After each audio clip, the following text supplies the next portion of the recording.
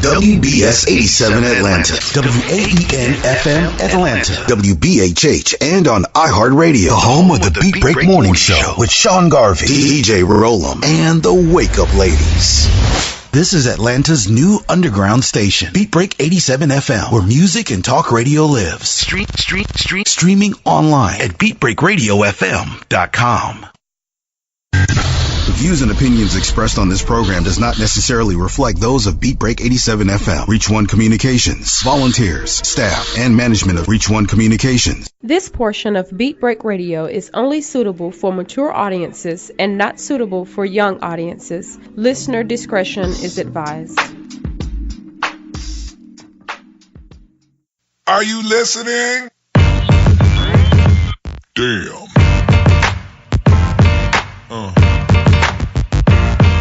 Yeah. Yeah. Yeah. Hey everybody, welcome in to another episode of the Random Select Podcast. It's the podcast that's all about thought-provoking talk, and I am your host, Mario. Thank you for spending your afternoon with me, guys, right here on Atlanta's new underground station, Beat Break 87 FM, where music and talk radio lives. Recently, it was my mom's birthday, and I felt some type of way about it, but I got over it. But I want to share something with you guys. And today, I kind of wanted to share a little part of me, kind of let you guys know how I was feeling at a certain point in my life. And I'm going to share with you the story of things that was going on with me the day my mama died, the day my mother left the earth. It was a real,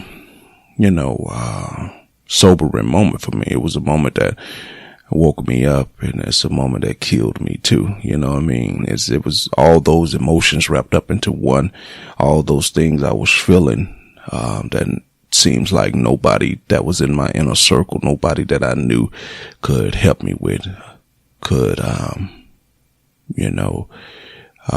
help me work through some things, maybe one person, and I'll get to that part of the story. But, it was one of those type of things where I just felt that at that particular moment, I was all alone in the world, So let me get right into it and just tell you how the story went. My mom, her name was Mary Ann Watts, one of the nicest ladies you would ever meet. And I'm pretty sure most people say that about their mom, but this lady, she supported me in everything I did. She was always that type of person that, if I had a pipe dream I was talking about, she was to always tell me, literally, these are her words. I used to say, I'm going to be famous. I'm going to be a football player. I'm going to be a singer. I'm going to be all this stuff. Movie writers. I want to write movies. I want to do all these things. And she used to tell me, you got to get off your ass if you want to be rich.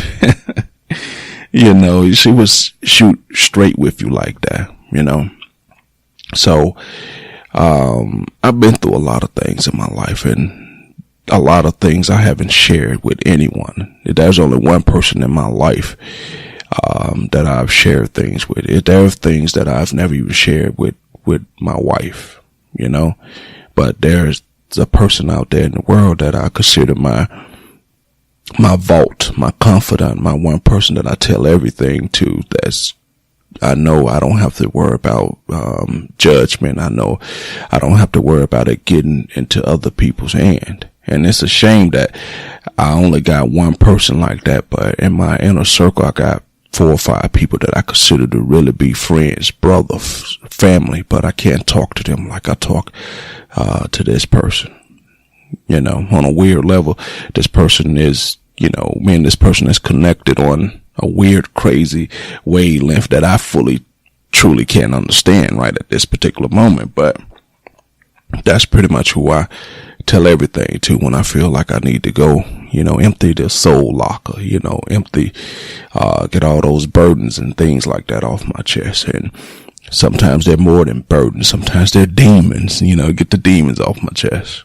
But anyway, back to the story of my mom.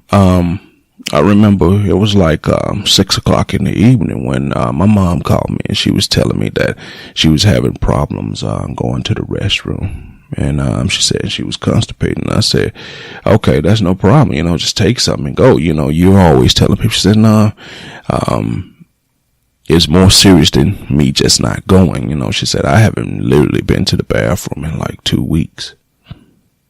I said, what? She said 2 weeks.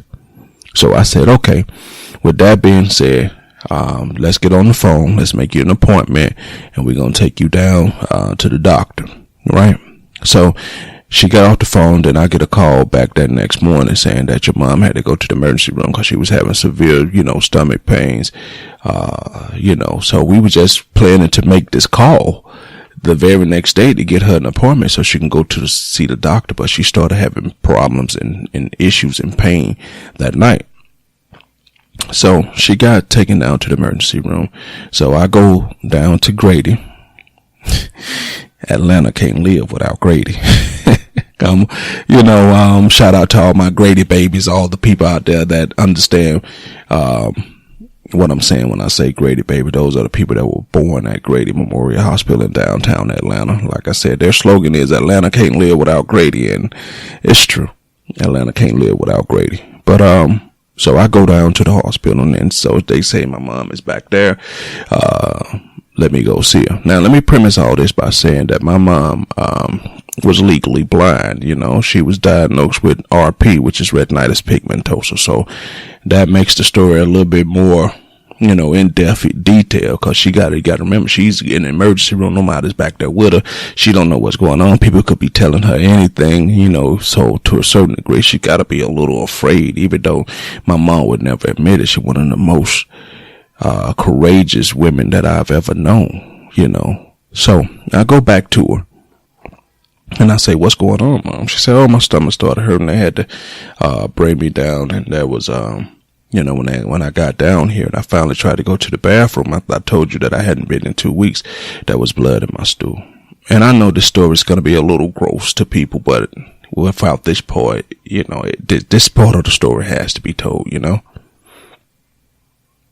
So, at that particular point, I say, okay, let me talk to the doctor and see what's going on. So the doctor comes in and he said, well, from our first initial CAT scans, we see a mass, that's in her, colon. So what we want to do is we want to get a biopsy of the mass, and then we'll go from there. Right. And then they said, oh, and I said, okay, well, biopsies, that just mean they want to test to make sure that something is all that something is not messed up. Something is, okay, just trying to see what potentially could be wrong. So they said, we're going to keep her overnight. And I said, okay, why you got to keep her overnight for? She was like, yeah, because we got to circumvent around her intestines so to make her go to the bathroom because she has bowel built up. And right now, this mass is not letting the mass in the intestinal tract or the colon is not letting bowel pass through. That's why she can't go to the bathroom. That's why she's backed up. So we want to try to help alleviate that. So, okay, fine. All right. So I'll stay the night with you. She said, no, go home. You got kids, you got family. I'll be all right. And I said, but I'm your family. I'm going to be here for you. Now, with all this being said, I'm an only child. So it's a natural instinct to want to be there and protect your mom for all the stuff that me and her been through together, So she said, no, go home. And I said, okay, I'm going to go home. So the very next day I go up and they tell me, okay, the biopsy came back and they saying that whatever she has, this mass is cancerous. So we need to go in. We need to cut out everything that this thing is touching. And so we could try to rid the cancer of her, get this cancer out of her. So I'm like, oh, okay. Then they saying after that, she's going to need chemo and things like that. So, which brings me to another point about how the healthcare system in this country is so jacked up. They sent us to this meeting to this lady where the lady comes in and explains to you pretty much the meeting is just how much just how expensive chemotherapy is gonna cost, and what are your payment options just in case you can't pay, and what we're gonna try to do to help you pay for the chemo. Because she was telling us that, you know, one pill for the chemo and whatever they use is like $1,500, but we're gonna try our best to alleviate that so it won't be so taxing on the family. So I'm sitting here like, okay, we are talking about money right now, and her life is pretty much hanging in the balance because they literally got to go in and remove stuff. And then after they got through with the surgery, they came back and tell me that, oh, the cancer had spread so much in her body, because they really wouldn't know until they opened her up. The cancer had spread so much in her body that her intestinal tract was damaged. Her anus was had the cancer, so they had to take all that out, and they ended up giving my mama a colostomy. You know, and that was a weird shock to me, because I've heard of colostomy since, at once upon a time in my life I was pre-med. I've definitely heard of colostomy, but I never really had to deal with it until I saw what was going on. And then I was like, y'all just made this decision on the fly. Nobody consulted with us, or nobody said anything. And the doctor politely explained to me, once you sign those papers, it said on those papers, anything that we come into contact with, if we feel we need to take it out, we will. They took out her ovary. They took out her anus. They took out, portions of her intestinal tract. And I think her gallbladder. You know, at this particular point, they hollowed her out. So when she came out of it, she was in so much pain. She told me that, you know, it hurt so bad. I mean, when she first came out of the meds they had on, she really couldn't talk. She really couldn't say much. And then I had to go get some colostomy training. You know, they brought a person in to teach me how to change her colostomy bags and do all of this, because at this particular point, she could no longer go back to where she was living. She got to come live with me. And I'm going to try to wrap this story. I'm going to try to get to the meat and potatoes of it. I'm just trying to give you a backstory of how all this came about, you know.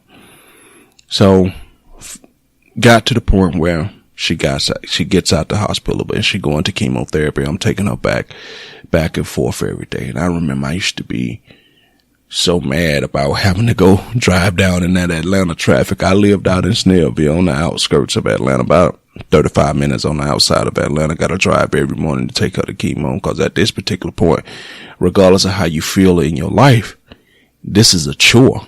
And then I got to wait all day until they finally get finished. And then I got to bring her back, you know, and all I can remember and saying to myself is how I fucking hate doing this. How, you know, there's no other way to do this. But then what brought me back to reality was that she would be so sick from the chemo. You know, chemo's supposed to kind of make you better, but she would be so sick from it. Come back, she could barely talk. She lost so much weight in her face and in her body from the chemo. It was almost like she was alive, a walking zombie, a walking skeleton. The only thing she had on her bones was just a little meat, little skin, just to cover up the actual physical bone, because every part of her body, you could see the bone sticking out, her face, her arms, her rib cage. You know, it was sad, you know, and I didn't really think about it at the time, because silly me caught up into being me, being my selfish way, you know, silly me caught up into being who I am, you know, caught up into being Mario, all about Mario, you know. So now fast forward to the point where she's living with me. She's, just going every day. The nurse coming out, they's giving her they's giving her physical therapy to try to help her get used to having a colostomy bag and all of this. And by the time we get her situated and say, yeah, okay, you know, she's making a full recovery, they tell us that the cancer has come back. And then after they tell us the cancer has come back, she have a stroke. Not just the type of stroke where she was somewhere where, you know, she could have got immediate help. I mean, the type of stroke where I went out to do something, and I came back and I went to open the front door and couldn't even get the front door open because she had fell out behind the door. And when she fell out behind the door, I thought that maybe, she was drunk babbling or whatever. I had no clue. I was ill-equipped to handle the signs of a stroke. I had no clue what was wrong with her. She was just babbling and talking nonsense, and and if I would have knew to this day that the most important thing you could do when somebody's have a stroke is get them to the hospital in a timely fashion. Get them to the hospital as quick as you possibly can. But I took her up to her room. I picked her up and took her to her room. Thought that it was the medicine making her loopy and stuff like that. So, to this day, I walk around with this heavy heart, wondering if I didn't act, if I would have just acted quicker, faster, would my mom still be here? Because, contrary to what people believe, she never died from cancer. Even though I still fucking hate cancer from the get-go. She died from having, a brain aneurysm, in her head. And which is funny because the way death works and the way how things work, and people say that right before people die, they have a moment of clarity and they know for sure what's going on and all of that. And I'm telling you, I'm here to tell you that that is so true. Not only do I believe it, I've seen it with my own eyes. Because once the ambulance finally came and got my mom and they took her to the hospital, she was in there for a couple weeks. They told me that she had a brain aneurysm that was bleeding in her head, and ultimately, once they controlled the bleeding, they said there's nothing they could really do for her. Eventually, she's gonna die. She's gonna pass away. And then right when they told me that, they had me go meet with another person that's gonna set up hospice care for your mom. And they didn't really care about your mom, my mom being in hospice care. They want to know, how was this going to be paid for? They want to know that can her social security check follow her into the facility? Her social security check was going to follow her into the facility because we want to try to make her as comfortable as possible before she passes away. And then they go to tell me that some people, when they go in hospice, they come out of hospice.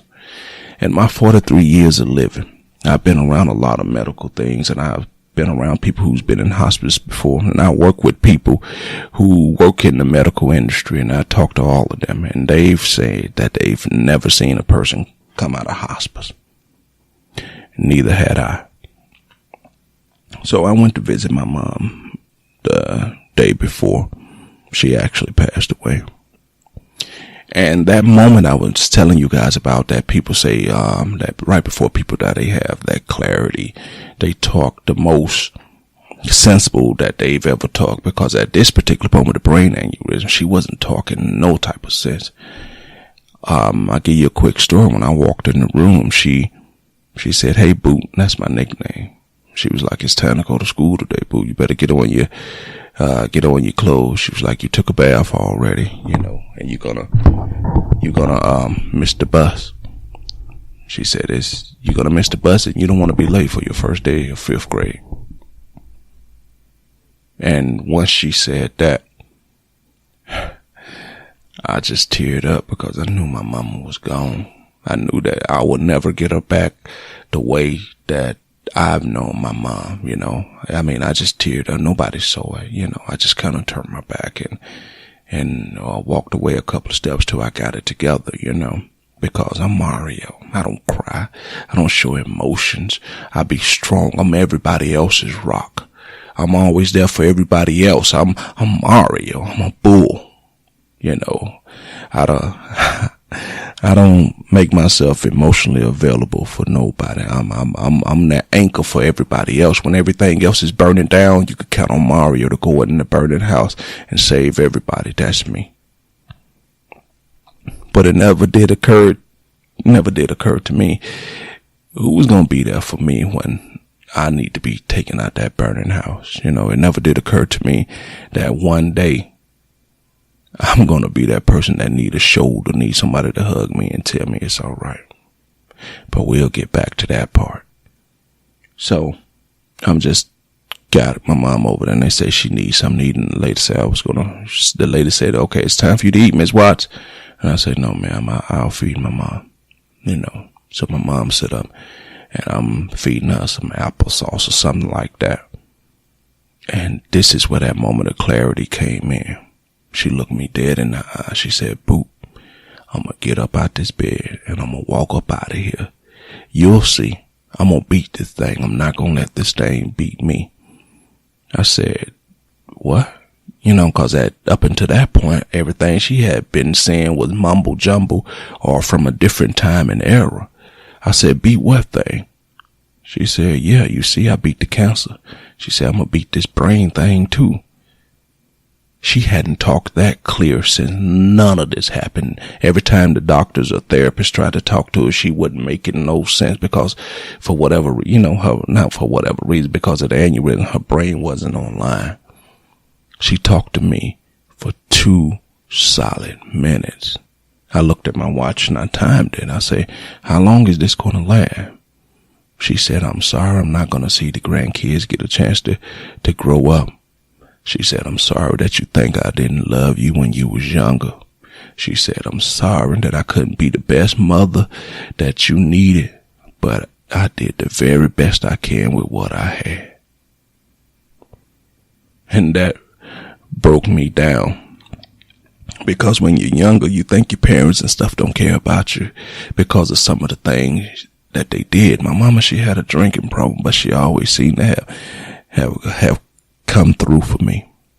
And when she told me that she did the very best she could, that's things you don't understand until you get older, until you understand with your kids. Because damn all the books, damn all the therapists, damn all the psychologists, there's no perfect parent out here. All you can do is do the very best you can. And that's something you will never ever understand until you start having your kids of your own, start having kids of your own.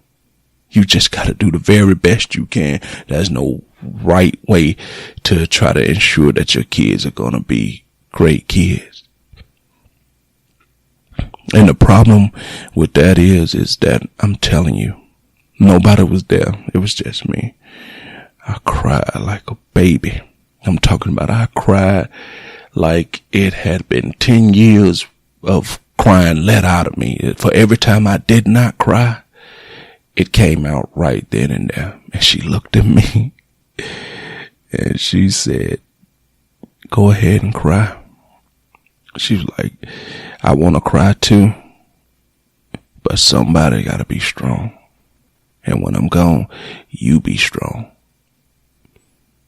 And those are words that I'll never forget. Those are words that last with me until the end of my life. And then right after that, she went back to telling me about how preschool costs so much, and telling me about how I'm going to be late to get on the preschool bus. And at that particular time, I'm like 4 years old. So she talking to me like I'm little Mario, little Boot running around there. And just like that, it went away. A moment of clarity went away just like that. So I finished feeding her. I talked to her, gave her a kiss and tell her I love her. Said I'll be back tomorrow to see you, because I was going to be there every day until my mom passed away. And then about 2:00 that morning, I get a call saying, may I speak to Mario Watts? And I'm like, yes, who is this? She was like, this is nurse so-and-so over at Eagles Landing nursing home. We just want to let you know that your mom passed away about 10 minutes ago. And you can come and see the body at about 9 before they come take it away. We just want to let you know that any question. I mean, this lady was so fucking cold, so fucking just uncaring and callous. You called a man at 2 a.m. to tell me that my mama died, and you treating it like it was a fucking customer service survey. You treating it like at the end of the call, should I press 1 for good review? Should I press 2 for not so great? Or should I press 3 for very horrible? I would have pressed fucking 3 for very horrible, because this is not the way you tell somebody that their mom died. You can tell them, but you gotta be a little bit more kind, caring, and have a little bit more compassion, because you just told me some of the worst news that my life has ever known. You just told me something that literally caved my world in, and you treated it like it was just fucking nothing. So I get myself together. I go in the bathroom. I say, okay, now I gotta be strong for the family. I gotta be strong for me. So I gets up. I go see my mom. You know, it's like 9. I go see her, and she just look like she sleep, you know, look like everything is fine. I'm like, okay, I don't know how to process this. I felt so numb, so dead, so angry, so mad, but as part of me felt a little joy, because I'm saying she ain't gotta suffer no more. She's out of pain, because she used to tell me that, boo, it hurt so bad, you know, just randomly just say, boo, it hurt so bad. And if you love somebody, you don't want to see them in that type of pain. I mean, I went through every emotional gambit that you could possibly go through. All right, guys, we're up against the break, and I'm going to definitely finish this story after the break. You're listening to the Random Select Podcast right here on Beat Break 87, Atlanta's newest underground station where music and talk radio lives. Catch you guys after the break. Atlanta's new underground station, Beat Break 87 FM, where music and talk radio lives. Hi, this is Clifford English, your host and producer of The Gospel Train. Join me every Sunday right here on Beat Break 87 FM radio. You will be encouraged, you will be equipped, you will be educated, you will be entertained, all while hearing the best in gospel music. Don't miss your connection with The Gospel Train right here on Beat Break 87 FM radio. BeatBreakRadioFM.com. We specialize in creating mobile apps for the entertainment industry. Go to bvmobileapps.com, click Get Started Now, create your account, choose your package, upload your content, and click Submit. BV Mobile Apps. Make it easy. Make it mobile. Hey world, it's your man Precise, and I have great news. The Precise Music app is finally available for your iPhone, Android, and BlackBerry through Amazon and other app stores. That's Precise Music. Music is spelled with a Z. Go get it for all things Precise. Powered by BlackVibes.com.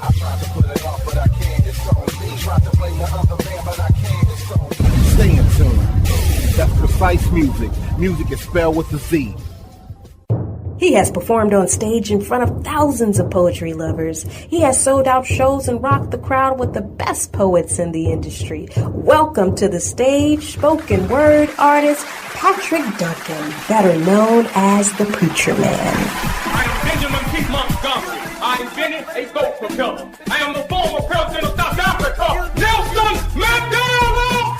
Critically acclaimed spoken word artist, poet, writer, and the creator of Black on Purpose poetry TV series Wordplay. Patrick the Preacher Man Duncan is coming to a venue near you. Why is the only time we can come together as a nation is when there are acts of insanity, chaos, or devastation. Stay tuned to Beat Break 87 FM for updates on Patrick Duncan's upcoming arrival to your city. Visit cdbaby.com/CD/Patrick S. Duncan to order his latest album, What's Going On. Available online, including CD Baby and iTunes. I want this high to have no affiliation to a political party. I want this high to be spiritual. For more info, go to BeatBreakRadioFM.com. Beat Break 87 FM wants to help you get the word out on your next community event. Hey, do you have an upcoming public service announcement that you want listeners to know about? Well, email us the info to psabeatbreak87fm@gmail.com so we can help spread the word. That's psabeatbreak87fm@gmail.com. If your event flyer has the words nonprofit, community, support, charity, and just describes everything about helping our community, please share the special event right here on Atlanta's new underground station, Beat Break 87 FM, where music and talk radio lives. When it comes to hip hop, Don't stop.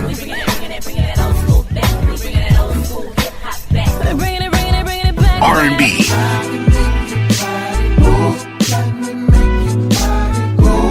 and talk radio, no one does it better than Beat Break 87 FM. This portion of Beat Break Radio is only suitable for mature audiences and not suitable for young audiences. Listener discretion is advised.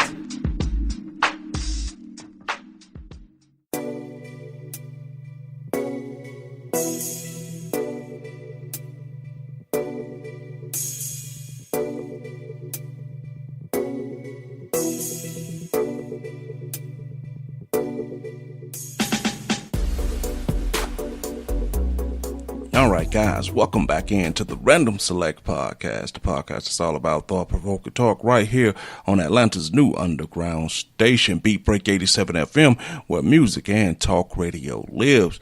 And we were talking about, the events of how my life were when my mom passed. So we're just going to finish that story off and get right back into it. And the lady said, we wouldn't recommend that you touch the body. You never know what's in there. And I told that lady, excuse me, ma'am, I'm willing to deal whatever my mama willing to give me. I'm going to kiss my mama for the last time. And damn what you say. She just turned around and walked out the room because she saw in my face, my eyes, it was going to be a fight or battle if you tried to stop me from kissing my mama, because I'm not going to let my mama leave this world and not let her know that I love her. So needless to say, I sat there and I talked to my mom for 30 minutes until the people from the funeral home came and picked her up. Even when I watched the bagger up, I watched him wheel her to the car, and I walked and I talked to her the whole time. And he had this look like, don't you know she dead? And I just looked back at him and like, that's my mama, what you want me to do? I'm gonna talk to her till I physically can't talk to her again. So he took her.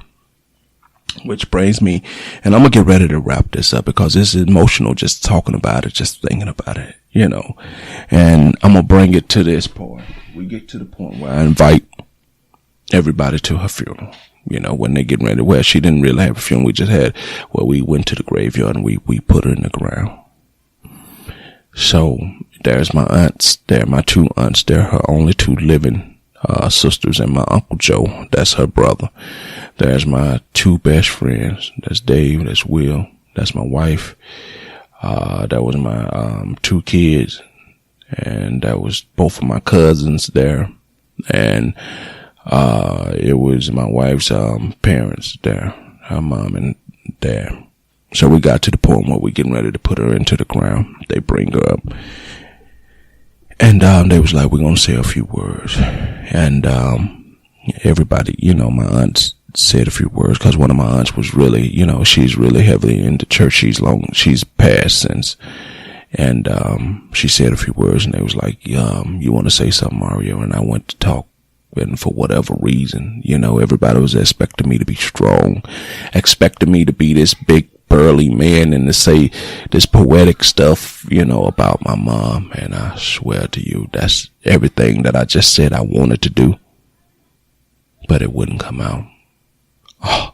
All the thing came out was tears and crying. And I was like, all I wanted to do, I just remember me being stubborn and complaining and bitching about having to drive to Great Indian chemotherapy. And right now, watching her being put in the ground, that shit seems so trivial.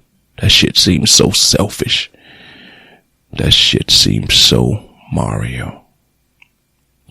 But here's the problem with making yourself the Rock. Here's the problem with never showing emotions. Here's the problem with being emotionally unavailable for other people. Here's the problem. When I started crying, nobody came to hug me. Nobody came to console me. Nobody came to say, baby, it's going to be okay. Not my friends to the left, because they used to seeing me a certain way, being hard and not showing emotions and not worrying about anything. Not one of my kids. They didn't come up and say, Daddy, it's going to be okay. Not my wife. She didn't come up to me and say, baby, it's going to be okay. Now, her parents, her father told her, say, go hug your husband. He needs you right now. And her response was, he's not that type of person. I don't know what he might do if I try to hug him. Till finally, one of my aunts came over to me and hugged me and said, Mario, it's going to be all right. That's what she called me, Mario. Say, Mario, it's going to be all right. And at that particular time, it made me realize and put certain things in perspective that these are the closest people to me in my life. These are the people that's in my inner circle. This is my world right here.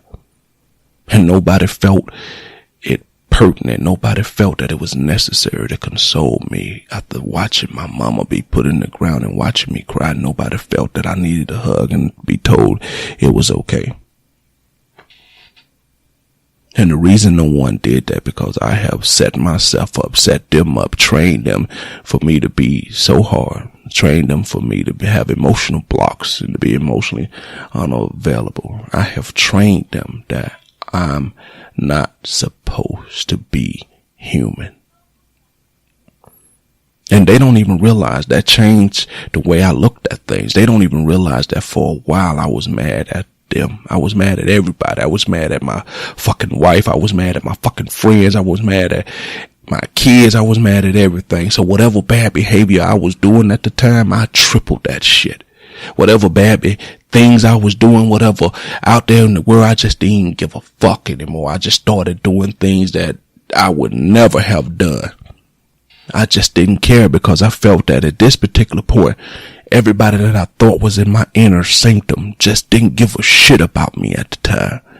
Did not even come over, pat me on the back, my boys, to say, hey dude, it's gonna be okay. It's all right. These are people that I would have swore that had my back.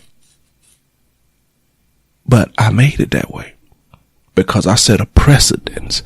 I set the way they treat me because how I had been over the years. And it goes back to, I had one person that I told all this to that understood me and that gave me kind words and said to me, I wish I could have been there. I would have held your hand. I would have hugged you, and I would have told you it would have been all right. One person. And this was after the fact that I know deep in my heart, she would have been there for me. She would have held me. She would have told me it would have been all right. But not none of these other people. That's why this person will always hold a very special place in my heart forever and ever until the end of time, because I know beyond a shadow of a doubt she will always have my back. She will always be there for me. Despite my flaws, despite my dysfunctionalities, despite my great ineptitude to be whatever I need to be, she's always had my back. And once I saw that I made it this way, I stopped being mad over time, because I realized they are only acting the way that I've taught them and trained them to act toward me. But I would have thought that, I would have bet the house that if the situation was reversed, I swear to you, I would have went up to one of my friends and gave him a hug and said, dude, I got you. Whatever you need, I'm here for you. It's going to be all right. We'll get through this together. I would have done that. At least that's what I keep telling myself. So I just want to say that the people we love, I look at them all like a light bulb, you know, a great bright shining light that's shining in this world. And every time one of the people that we love leave this earth, that light goes out. And it leaves this world a little dimmer.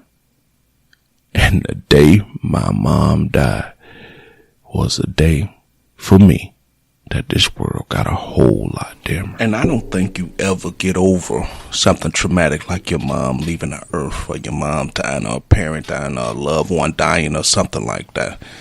It's traumatic, you know, especially depending on how close you were with the person in question. You know, because sometimes you have become accustomed to your whole life being able to pick up a phone and lean on somebody, for somebody to be your shoulder, for somebody to be your rock, for you to understand how all of this works with a person, you know. It's just amazing that sometimes we feel that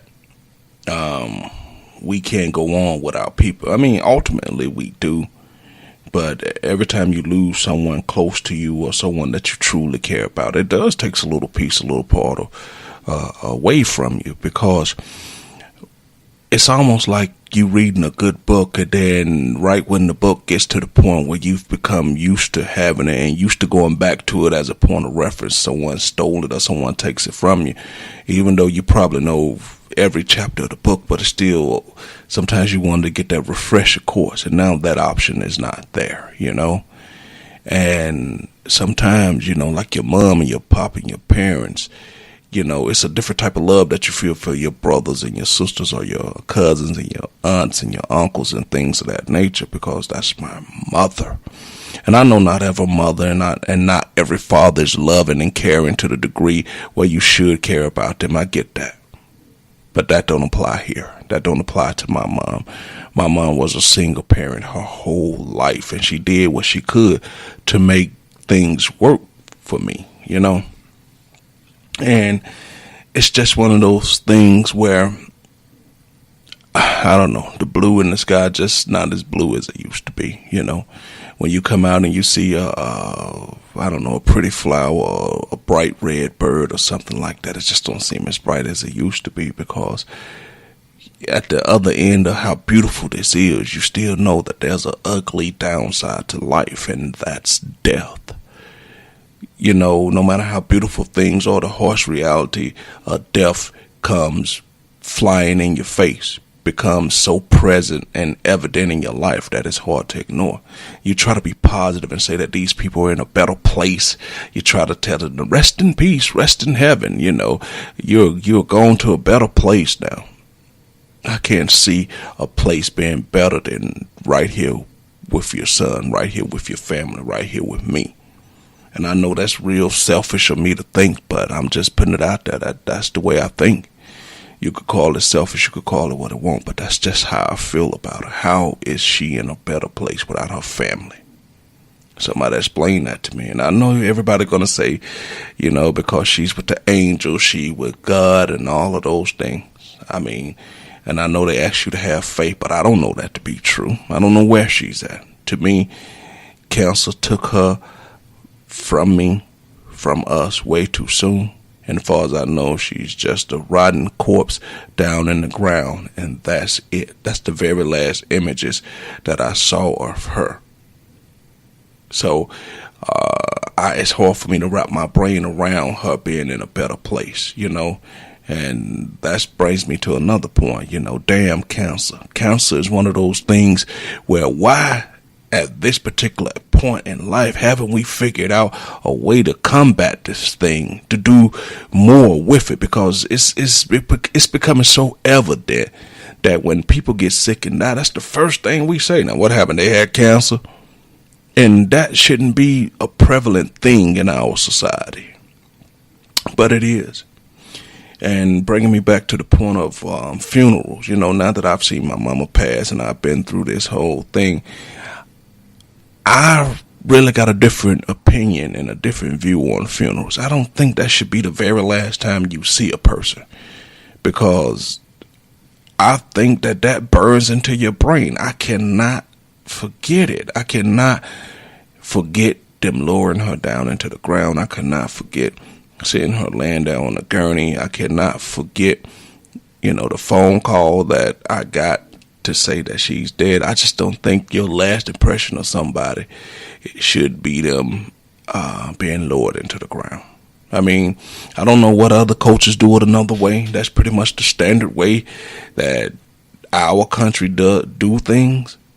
I don't know. I got to rethink that, because now that I know that I've been through this, I don't want my kid, that be the last image of my kids see, and on me is laying in a casket and then them putting me in the ground. I don't know about that one, people. I mean, if you got any thoughts or opinions on that, share them with me. You can always call up the show. You can definitely leave a message on Facebook, on Twitter, Instagram. Anywhere that you see shows, and I mean anywhere that you that there is live streaming going on, I just think that life is so precious and so rare and so beautiful that I think we take it for granted way too much now. We watch too much movies, we listen to too much music to influence us that life just isn't that valuable, anymore, So it's one of those things where you just say to yourself, I said call, and somebody decided they was going to call right now. But it's one of those type of things where, and I'm not even going to edit that. I'm just going to let it ride. People to let you know just how real this show is. Just we keep it real, yo. We keep it real, son. You understand? We out here in these streets. You know what I mean? But life is precious, and I'm joking around right now because of the phone call coming in. But what I was trying to get at is that we've desensitized pulling the triggers. We watch so many movies where, wow, he got shot, and everybody shooting and everybody getting killed. I mean, we've desensitized it to the point that it's spilled over into the real world. And now we think that pulling the trigger is nothing. Like Rambo, like Sylvester Stallone said on that last Rambo movie, killing is easy. It's as easy as breathing. You know what I'm saying? Depending on how you live and where you grew up and what your living circumstances is. It's not hard to pull a trigger. The hard part is to walk away from that. The hard part is to being able to think out what are your real options and let me weigh my options out and see is there a better way of handling this. That's the thing. You know what I mean? So we gotta get to the point where we get it back. And that brings me to the whole debate of getting the guns off the street. And that's that's a war that I don't know. I just think as a country, as a group of people, we can't win. I mean, we need to fight. We need to try. We need to try to change the culture.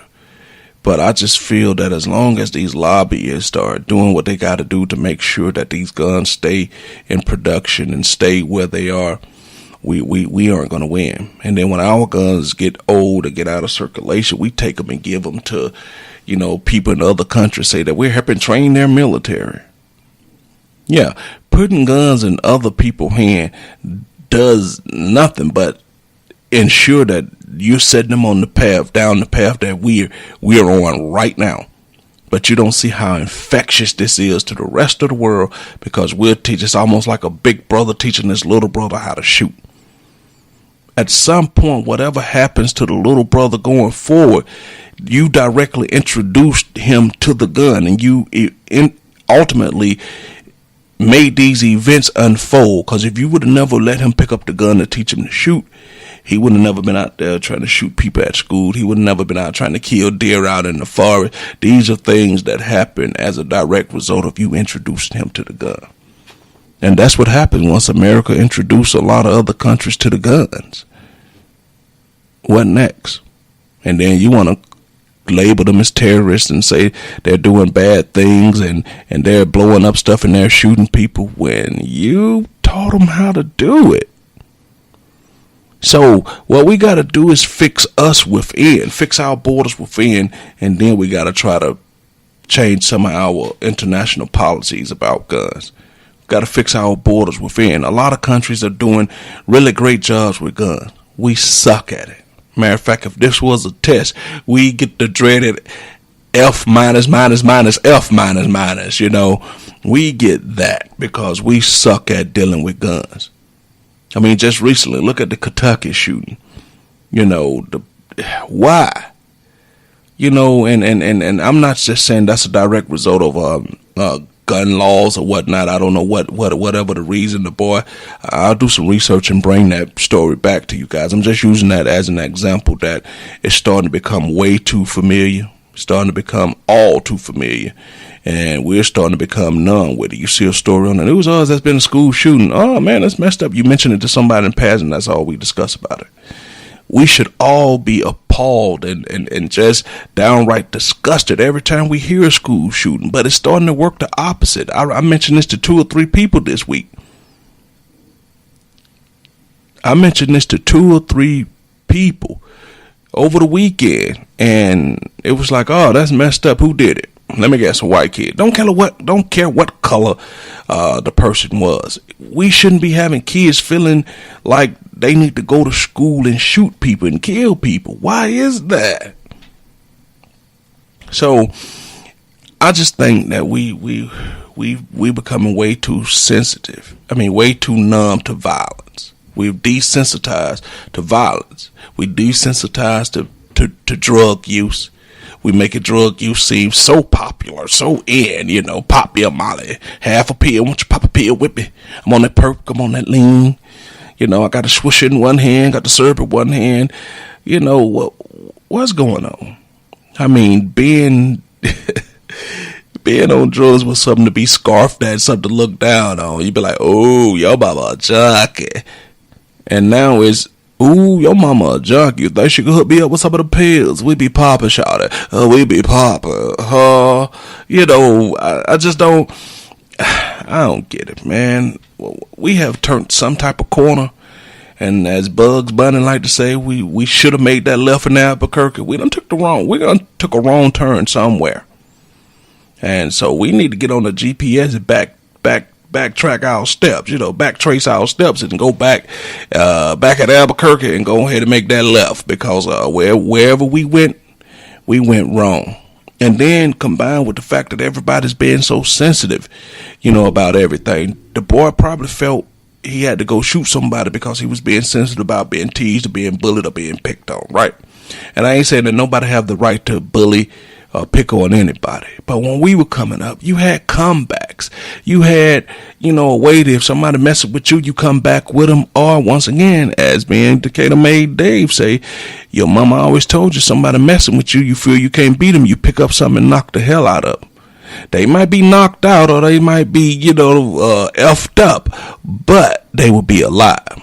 And nowadays, because fathers ain't in the home to teach kids how to box and punch and put them things on them, we go right to killing, right to shooting.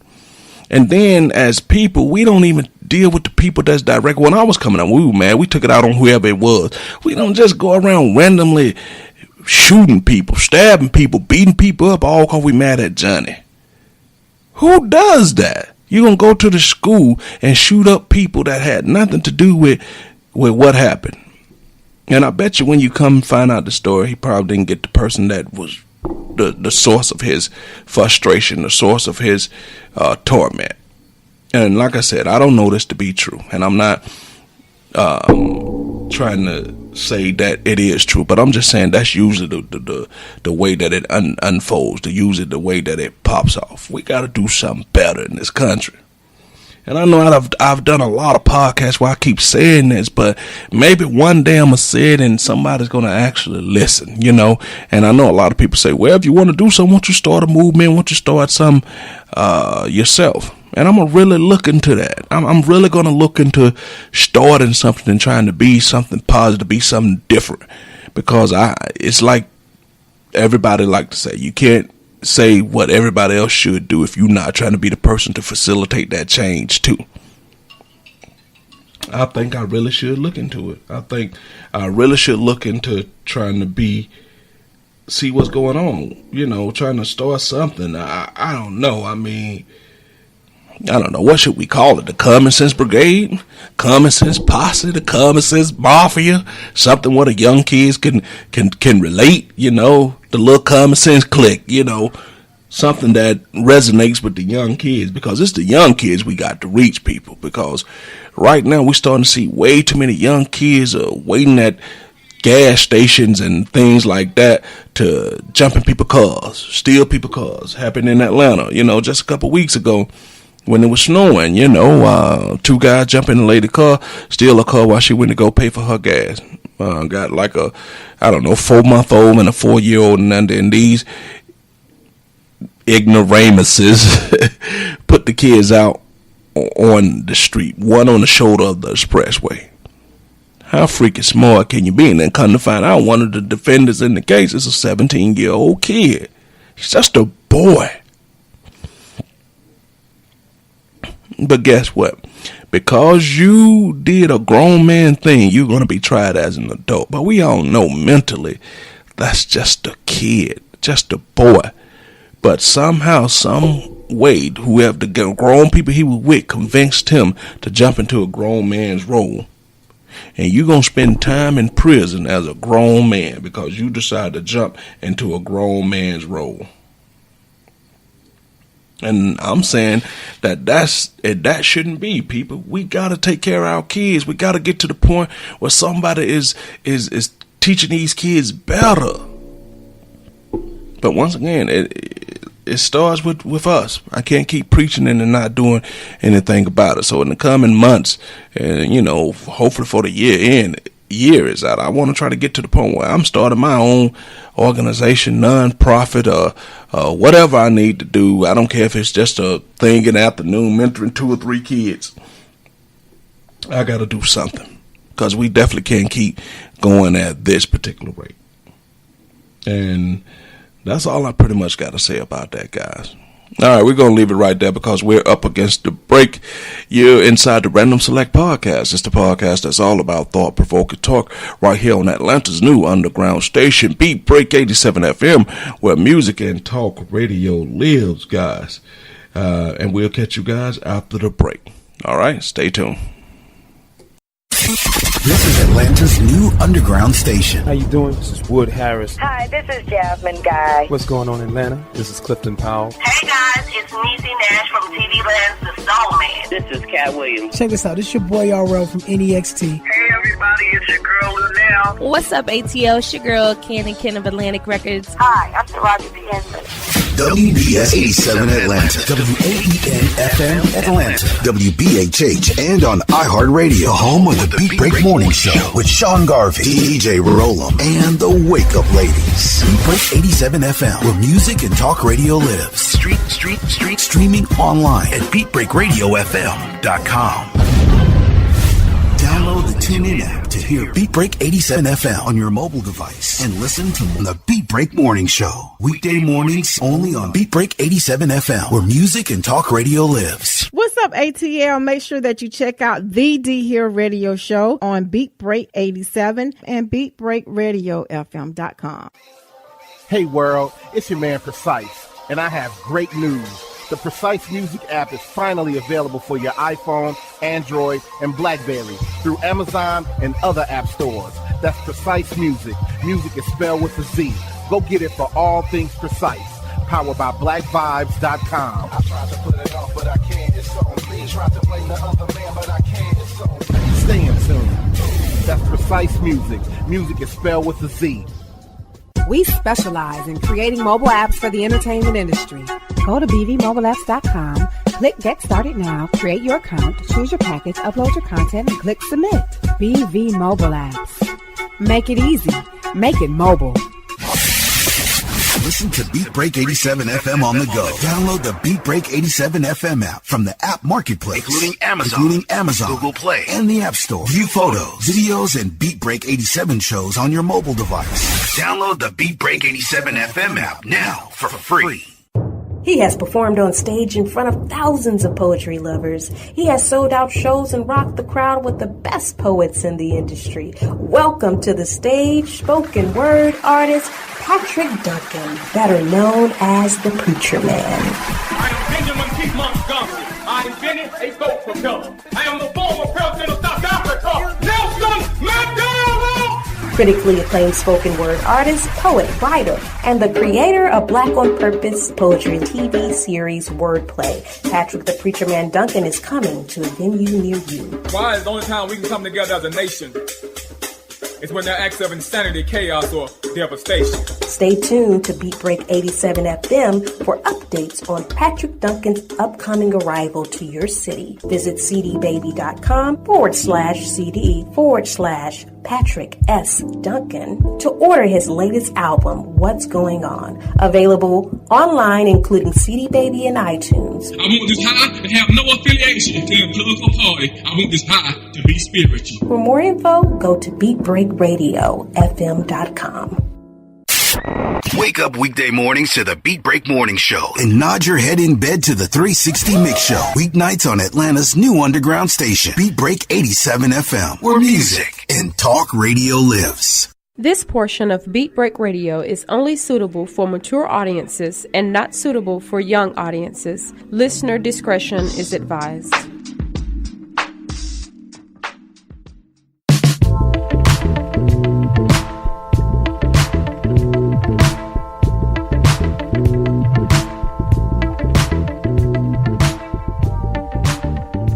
All right, guys, we're back from the break. You're inside the Random Select podcast right here on Atlanta's new underground station, Beat Break 87 FM. It's where music and talk radio lives. And today we're going to get into an extremely divisive subject, very confrontational issue, and that's child support. The unforeseen damage that is causing in our community and in our households. And on today's show, we have David, we have Carlotta, and we have Markia. And today we're going to not waste any time. We're going to jump right into it and talk about this very divisive issue. So, Dave, I'm going to throw it right to you. How do you see the child support system? I mean, just give me your pure, unfiltered truth about it. First thing you do is if you notify somebody, everybody should be notified by certified mail. That way you know the person that you're trying to send it to can receive it, and that way they can't miss a court date and the money be automatically taken out of their check. I'm going to say it happened to me, I'm going to say it happened to me. I also think that they need to figure out a way where they can most definitely figure out if the money is going toward the child or the child needs. I.e. lights, food, whatever, clothes, school, things like that. Not buying stuff for the mother. Buying stuff for the mother is not a child's need. I don't know how they can correct that, but they got to figure out a way to do that.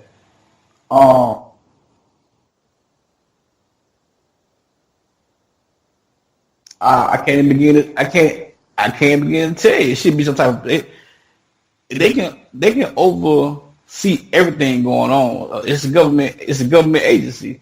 So at some point they got to start looking.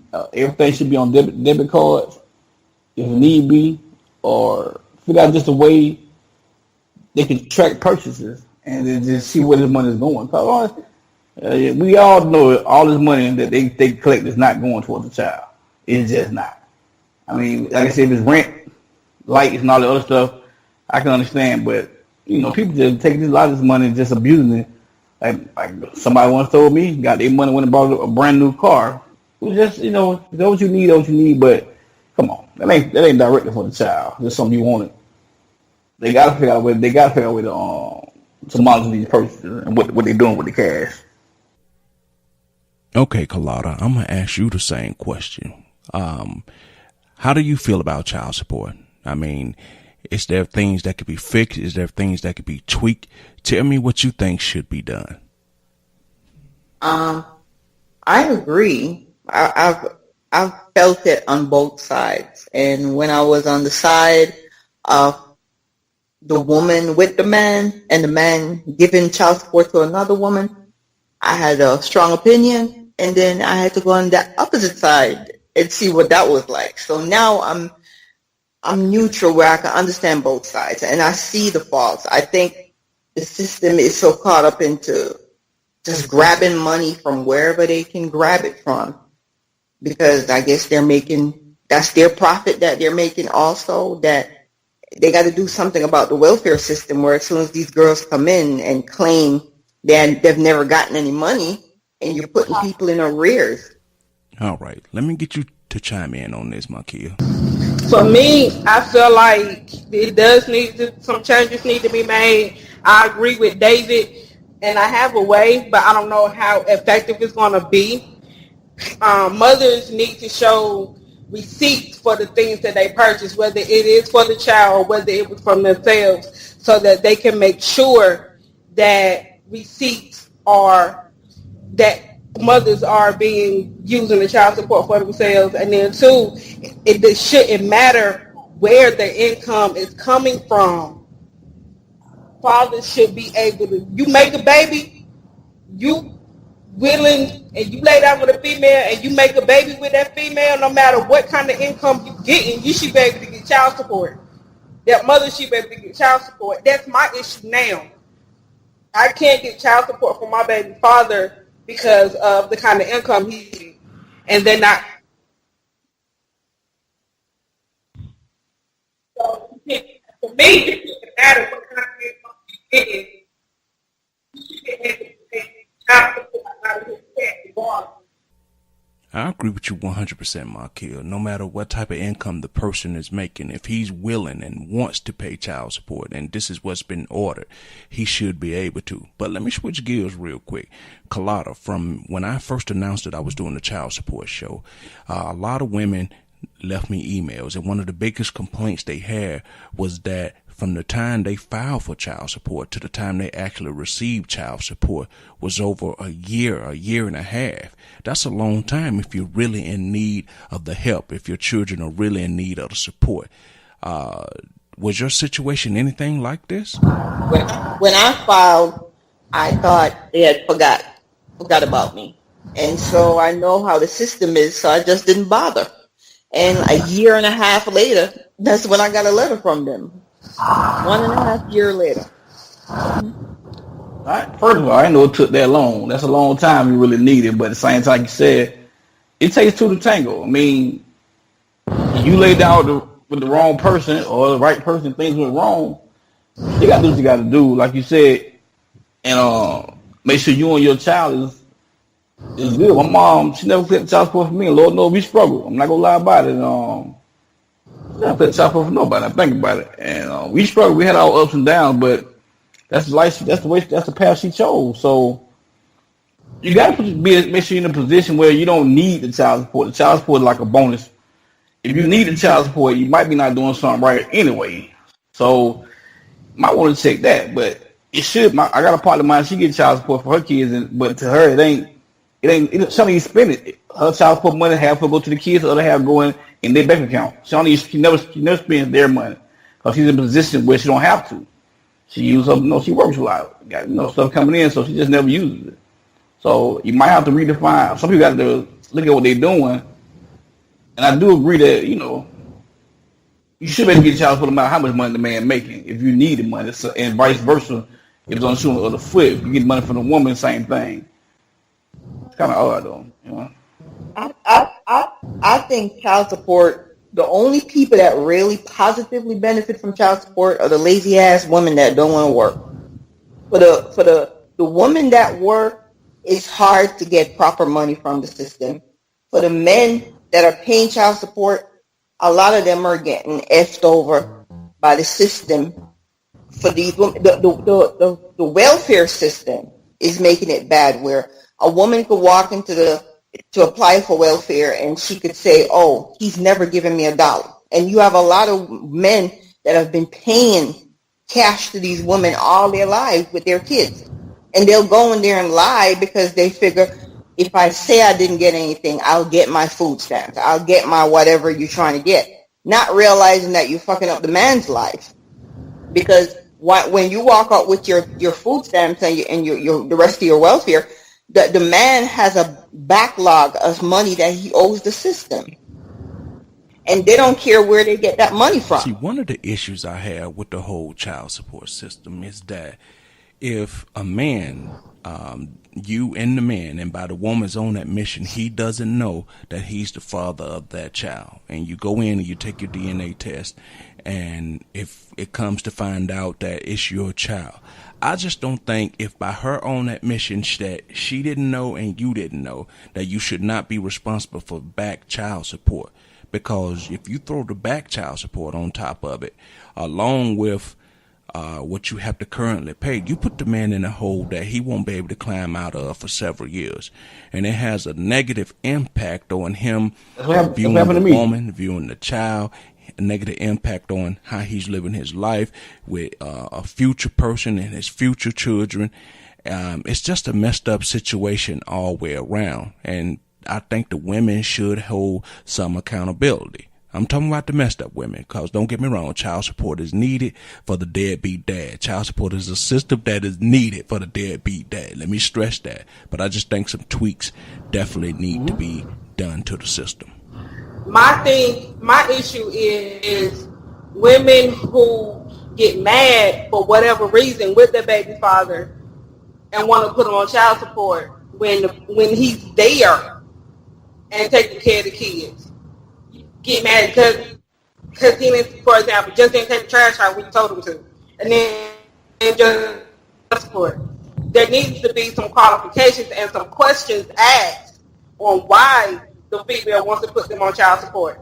Because, like I said, women are getting mad for dumb reasons and just want to put the baby daddy on child support when the baby daddy is there and doing what he needs to be done.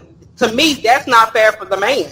I know the system is designed to help those that are in need. Those are just not getting the help. But don't it seem like it only benefit the ones that are abusing the system? It only benefit the ones that are not trying to work or aren't trying to do the right thing. It seems like a lot of good people, a lot of good guys, good women are getting washed up, caught up in the net. You know, it only benefits the deadbeat people. You know, it only benefits the woman who wants to sit around and not work. And like I said, there's a lot of good people out there trying to do the right thing when it comes to their kids. But this system, I swear it, anything that comes to where other people have to pay their hard-earned money for, it seems like the system let the people who abuse the system, you know, get away with it. Let it be gross and negligent and just rampantly out of control. How you feel about that, Carlotta? Yeah, and that's what I was just saying a while ago. It's only benefiting the baby mamas that don't want to work, and the people that they're trying to punish, which is the deadbeat dads. They're not punishing them. All they decide to do is not get a job. The people that have jobs are the ones getting fucked over by the system. You know, if the guy chooses not to work, there's nothing the system can do except just leave them the fuck alone. And that's what it comes down to. You can't get $1 from a man that will work under the table and he's not making an income. You could take away a license, so what? If he's already a lowlife, taking his license won't do anything. And locking them up ain't gonna work either because the child still ain't getting child support. Right. So the only people getting punished are the working people. They're the ones, and then they're using all these numbers that are outrageous, and you have people that don't make enough paying too much to the system. Now, I definitely understand why they do it, but I just think the whole suspending someone's license should be revisited too. At least give them, you know, a couple months before you say, this is what I'm going to do. Instead of just saying, if you don't bring me this certain amount of money down here by Monday, I'm going to suspend your license. Because if you say you want them to pay the money, by suspending their licenses, you take away a whole section of jobs that they can't even remotely apply for. But like I said, I get it. I understand why they do it, to try to limit certain things. But it seems like that move hinders the process more than it helps the process. But before you even get to the license, what about when they take 3/4 of the check and leave them nothing? I've seen when I was married where my ex, after they take everything, $55 for the week? How do you expect a person to survive off of $50 for the week? You saying that? I had a guy at my old job. I left my job. I say, dude, go get my check for me. I said, and open it. He said, open your check. I said, open it. It should say 0. But that's the thing. He opened it. He said, damn, dude. I said, yeah. It's 0. Yep. The system do not care.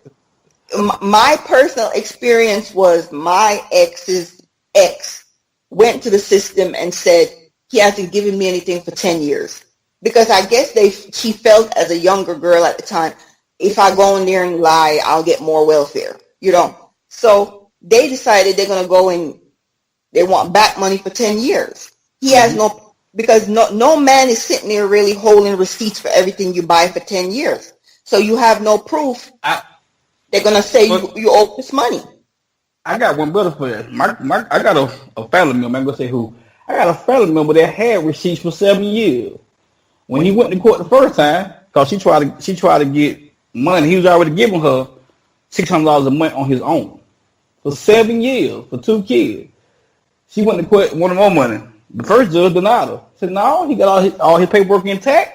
He took care of the kids when he had all the receipts from every time he would pay her money and everything. So she filed again, went to a different judge, and that judge gave her $1,200. So it don't matter if you got all your receipts. Yeah. It depends on the judge. All you got is missing a couple, and they said there's no consistency anyway, and throw them out. Another issue they need to fix too as well is that if a person's name is on a bank account, say the guy owes for child support.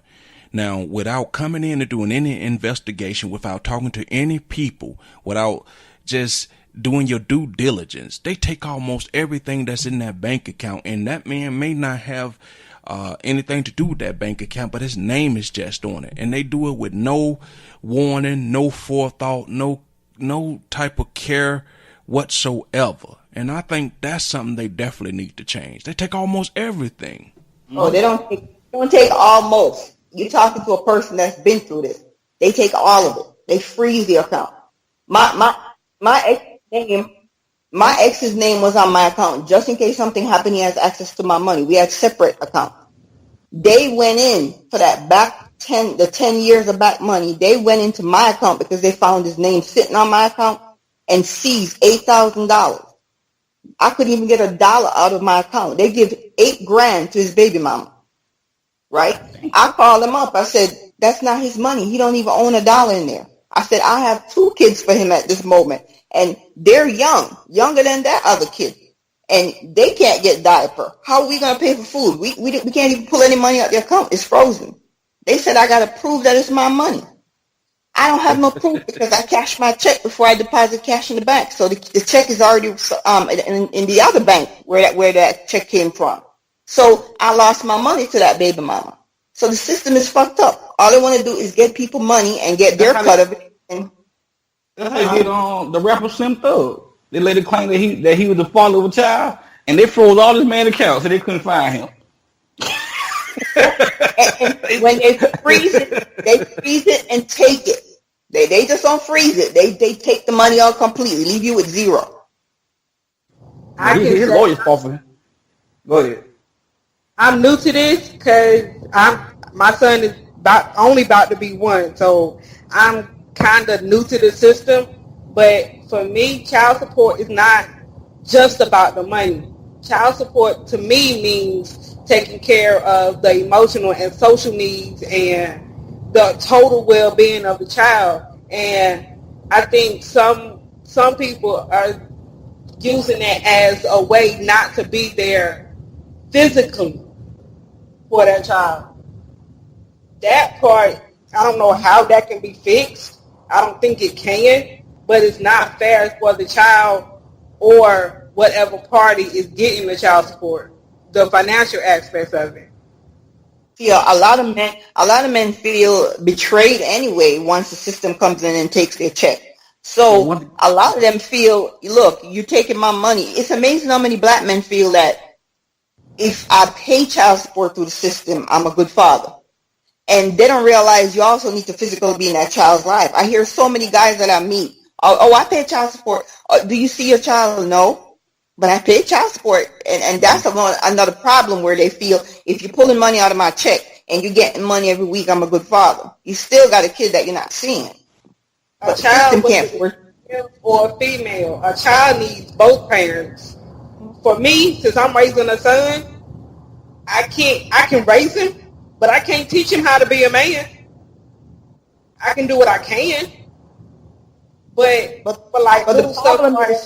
problem is with this potty training. I can teach him how to potty train, but I can't teach him exactly how to aim, how to really use the bathroom like a man. The question I ask anybody, like I told my other friend, if you and your father, the baby father, have discussions on how y'all gonna raise the baby, take care of the baby, that's, to me, it's almost like once you go down to child support, it's almost like you slapping the dude in the face. Yeah. Especially guys that be there for the baby anyway, and you still go put them on child support. And then, because once that happens, like for a lot of people, I know for a fact, he still might come around, but you can't ask me for a dime for nothing. I already gave you got money cut out of my check. You can't get not damn dime from me. Because it's almost like a sense of betrayal. Because I know people that, like you said earlier, live with people and put them on child support. We in the same house. And they'll put them on child support. I feel like you might be cheating, so I'm going to put them on child support. What? They're abusing the system to punish the men. Yeah. So I agree with Marquille. It should definitely be more than just about the money. It should be about the father spending some time with the child or the mother spending some time with the child. But the way the system is set up and the way women have gotten to take advantage of some men, you could be paying child support and they'll say that it's not enough and still physically coming to you to ask you to do more and to give out more money, even though they're taking all this money out your check so you can barely live. And they always want more. And I'm not saying that for every woman. I'm saying that the woman who feels that I'm going to try to get him for every dime that he's worth does that, because they have equated their kids to a dollar value. And because you're a guy and you don't want to let your kid down, you feel you got to pay your child support and you got to give her extra money. And they always want more. Ask for more, yeah. Hey, Lord, no, don't let him get another check. That's a whole other story. Of the female, because if you already getting child support and the father is already there, and you want to ask for more, baby, you just being greedy. Point. Period.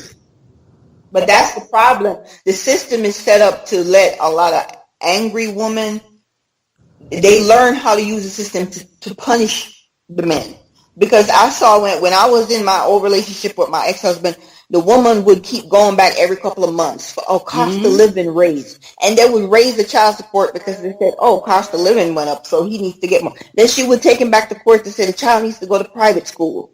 And they just kept raising the money more and more and more until most of his check was gone. Let me tell you what I learned last month. I went down to Florida, and this I guess a cousin of mine, my brother's side, was dating this girl. This is a girl in the military. This is a female in the military that was dating this girl. She had a baby by this other dude. Baby was sick. So she decided to have the dude give up custody of some of the child so she can put the child on her documentation so she can put the baby in the hospital, on her medical stuff. Health insurance through the military. Her and the girl broke up. Do you know the girl filed for child support and had this chick on child support $900 a month? $900 a month, and that private school made me triggered because she told the judge that she wanted the little girl to go to a private school. Yep, and just keep raising the money. Yeah, the girl's on child support $900. She said $918 a month. But she said the only reason she got off with it because she drove to where they live in separate states. So she did a pop-up one day on the girl, and the little girl went in private school, none of the stuff she was claiming. So they went back to court, and she got the whole thing nullified. All right, with that being said, let me ask this question from a different standpoint, and I'm going to ask you, Carlotta. Now, when it comes to dating a man, when you know he's on child support, and you know his income is not what it maybe would be if he wasn't paying child support, does it make you look at him a little different, or do you feel like you're going to tough it out with him? Or how are you looking at him? In the beginning, is it good, or does it get worse over time? I'm just curious to know, as a woman, how does it feel to know that another woman kind of has your household held captive? I mean, let me know. Yeah. In the beginning, you say, okay, I understand this is what happened. We have to deal with it. But as time go by, fuck it, you can't understand anymore, because when they're taking everything, the first problem is they have to get a second job.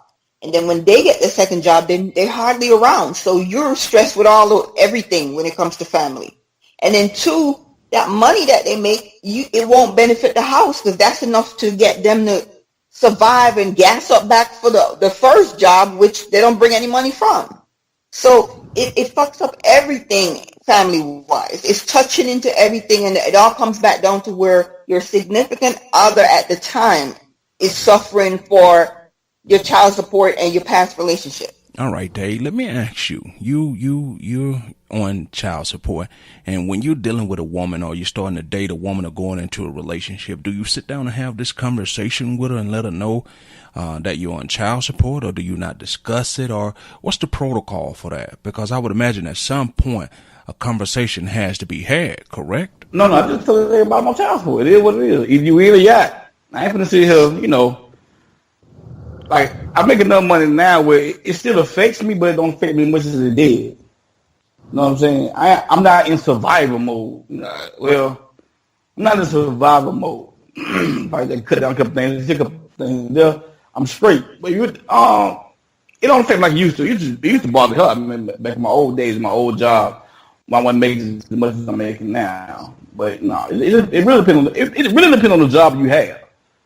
And it determines how effective. But at the same time, unfortunately, if you get a good job, you can't let her know you got a good job because she go back and get more money. You gotta hide. You gotta hide that second job. And if you have a minimum wage job, you can forget it. You can't date because you can't entertain. You're gonna have to get a woman that is understanding and stay in the house with you. Sorry, what I learned is, like I tell everybody I know, if a woman files for child support on you, you make sure you go in there and file for joint custody. That'll help with some of this stuff they're trying to pull. Me personally, I would advise everyone that files for child support, whether it be man or woman, to, apply for joint custody. I think it should be mandatory unless the other parent has been proven to be unfit or unworthy or, just not a good parent, where they can not claim or being abusive or something like that. But I think you should have joint custody. That way child support wouldn't be as high, because we'll say during certain times of the year they're with me, with certain times of the year they're with her. So I agree with you. Joint custody should be like a mandatory thing. That way we can solve the problem of some of these parents being in the kids' lives, particularly the fathers. That's why I tell everybody I know now, file for joint custody. Always file for joint custody. All right, guys, we'll be back after the break to finish up this conversation about child support. You're listening to Beat Break 87 FM, guys. Atlanta's new underground station, Beat Break 87 FM, where music and talk radio lives.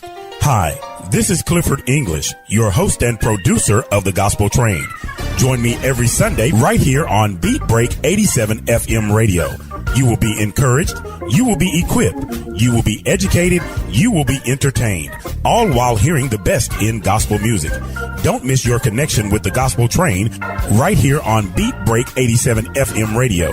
BeatBreakRadioFM.com. We specialize in creating mobile apps for the entertainment industry. Go to bvmobileapps.com, click Get Started Now, create your account, choose your package, upload your content, and click Submit. BV Mobile Apps. Make it easy. Make it mobile. Hey world, it's your man Precise, and I have great news. The Precise Music app is finally available for your iPhone, Android, and BlackBerry through Amazon and other app stores. That's Precise Music. Music is spelled with a Z. Go get it for all things Precise. Powered by BlackVibes.com.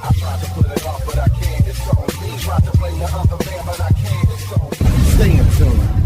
That's Precise Music. Music is spelled with a Z. He has performed on stage in front of thousands of poetry lovers. He has sold out shows and rocked the crowd with the best poets in the industry. Welcome to the stage, spoken word artist Patrick Duncan, better known as the Preacher Man. I am Benjamin P. Montgomery. I invented a scope propeller. I am the former president of South Africa, Nelson Mandela. Critically acclaimed spoken word artist, poet, writer, and the creator of Black on Purpose poetry TV series Wordplay. Patrick the Preacher Man Duncan is coming to a venue near you. Why is the only time we can come together as a nation is when there are acts of insanity, chaos, or devastation. Stay tuned to Beat Break 87 FM for updates on Patrick Duncan's upcoming arrival to your city. Visit cdbaby.com/CD/Patrick S. Duncan to order his latest album, What's Going On. Available online, including CD Baby and iTunes. I want this high and have no affiliation to a political party. I want this high to be spiritual. For more info, go to BeatBreakRadioFM.com. Beat Break 87 FM wants to help you get the word out on your next community event. Hey, do you have an upcoming public service announcement that you want listeners to know about? Well, email us the info to psabeatbreak87fm@gmail.com so we can help spread the word. That's psabeatbreak87fm@gmail.com. If your event flyer has the words nonprofit, community, support, charity, and just describes everything about helping our community, please share the special event right here on Atlanta's new underground station, Beat Break 87 FM, where music and talk radio lives. When it comes to hip hop, Don't stop.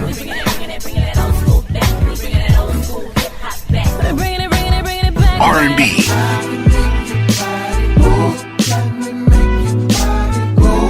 and talk radio, no one does it better than Beat Break 87 FM. This portion of Beat Break Radio is only suitable for mature audiences and not suitable for young audiences. Listener discretion is advised.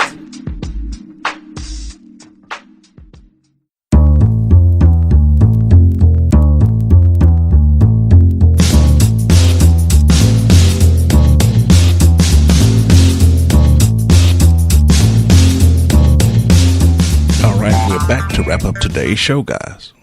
But I had an issue the other day where I had a friend of mine helping me take one of my cars to the mechanic, and they got pulled over for speeding. So I pulled up in front of them to stop. I thought it was just a ticket. Then the person got arrested. Come to find out that the baby mama got mad and went and reported to child support that they weren't paying. They took a warrant out for their arrest in another state.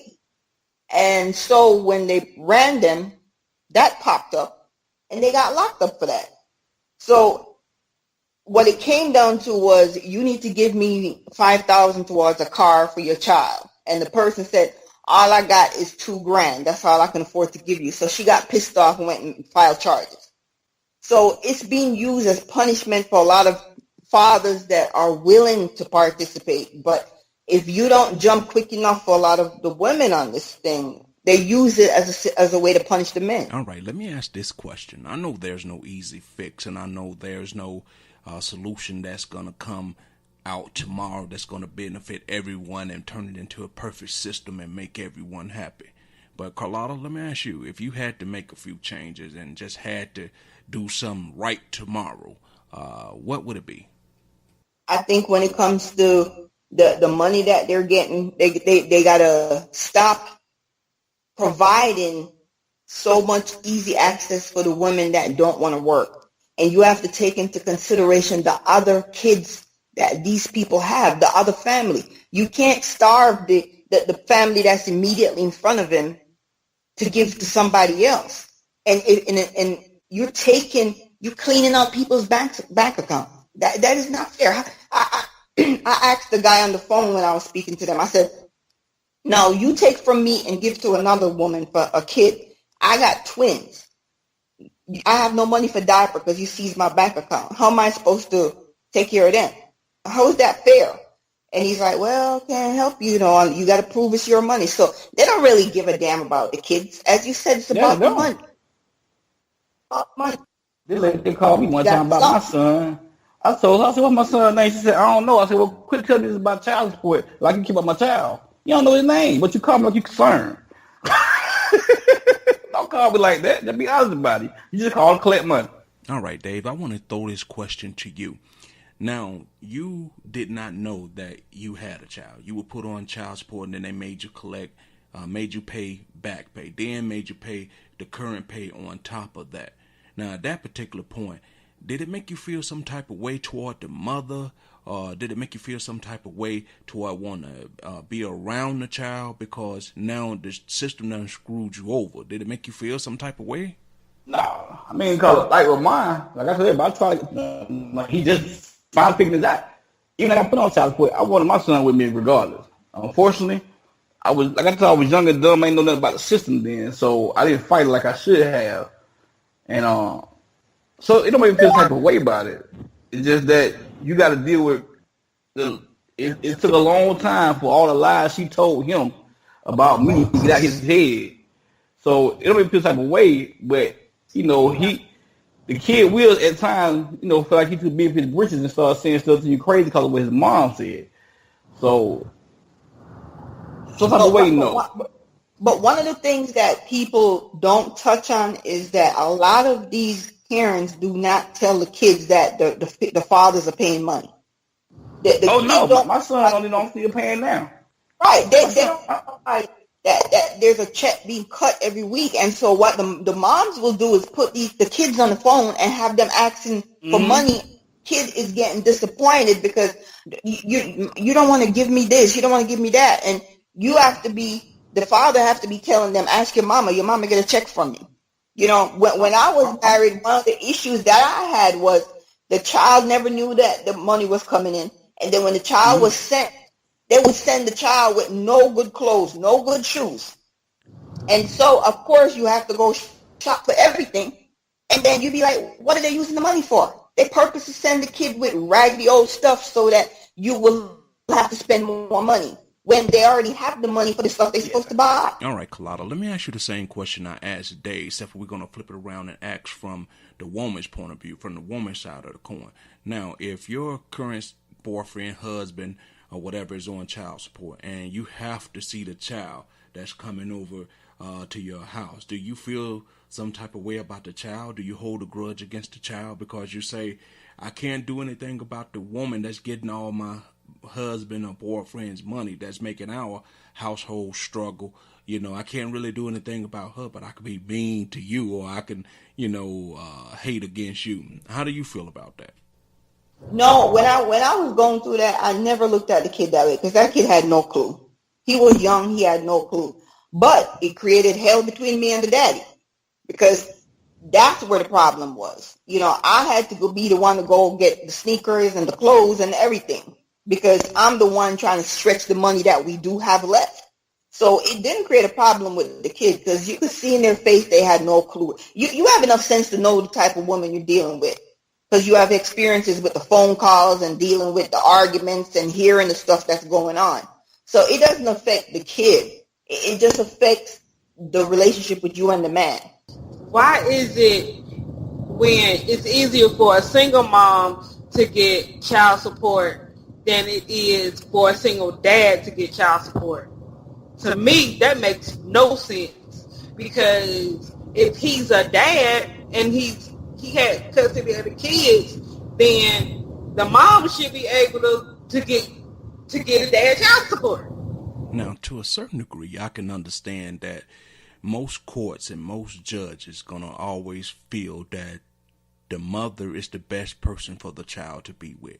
I mean, unless the father just proves that he's just so much, heads and tails above better than the mother, the courts just naturally, biologically sides with the mothers in most cases. And I understand that to a certain degree, especially depending on where you are. And when you're in the South in the Bible Belt, and the way church and religion work, children should be with their mother. That's just the way that they see things. And that's a hard stereotype that we as people got to start fighting, because not every man is not, is bad that can't take care of kids. And on the reverse side of that, not every woman has motherly instincts and are good mothers and are the best options for the kids. Not in every case, I mean, mothers are naturally nurturers and take care of us, but not in every case.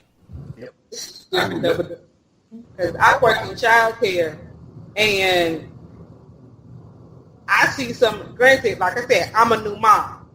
So, of course, I'm going to make mistakes. And I know every parent, whatever mistakes, every parent is not perfect. But I be raising my eyebrows at some of these moms and be like, yo, can I just take your kids for like a month? just for a month. Trust me, they'll be different when you get them back. All right, with that being said, Carlotta, what do you think that child support should be spent on? What do you think, how do you think the funds should be delegated? How do you think it should be used? Well, when I was on the other side where I was the new woman and the old woman was killing his check, I used to be like, oh, she got to just use this on the child and blah, blah, blah.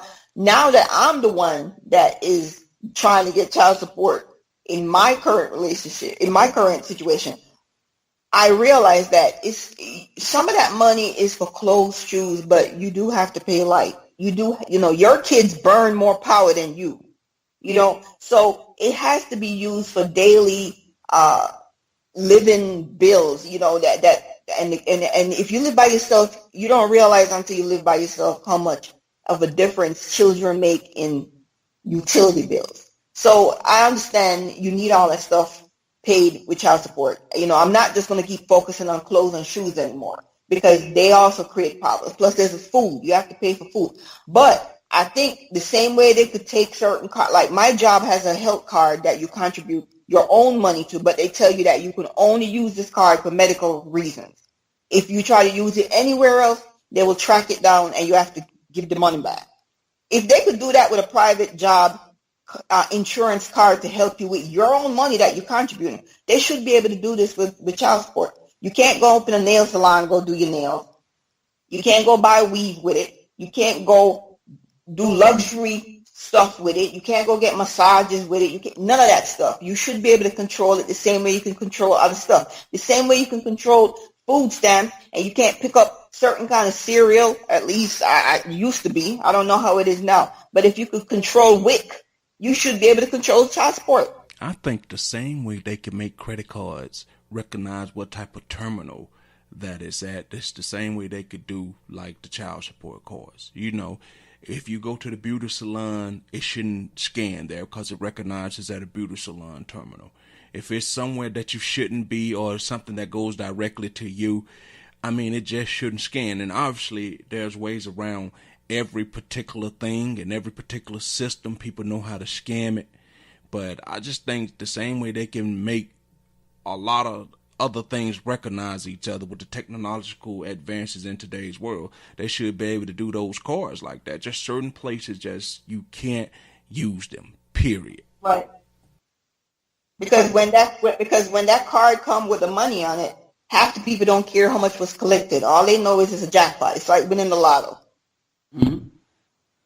My son's sister told him last month, I'm paying back child support for my kid. He's 23 now. But he just told me, he called me, he said, do you know? My sister just told me my mama still collect child support for me and her. I said, yeah, I know. He said he had no clue. He said his sister just happened to run across the card, the debit card they get, and realized he was still getting child support. Mama never told her. And this dude right now is facing some time for something he did. He need a new lawyer because the old lawyer, let's say the old lawyer got brought out. New lawyers came in and told him he need $2,600 more on top of what he already paid. So he went to his mom. Mama told him with a straight face, I ain't getting no money. Oh, well, child support coming in, but it ain't coming in every month. I told him that's a lie. So like I told, that's his money that she just refused to even acknowledge she was even getting. See, the problem with a lot of this child support system thing is that there's no accountability, there's no due diligence, there's no questions being asked, like Markia alluded to in the first part of the show. A woman can name 5, 6, 7 different type of guys, and she don't even have to have a DNA test or anything like that, and they can start garnishing and taking money out your check without even talking to you, without them doing their due diligence, without even them just remotely trying to contact you, and that's not fair. Before I even realize, before any DNA test come back, anything has been proven, I'm already paying her.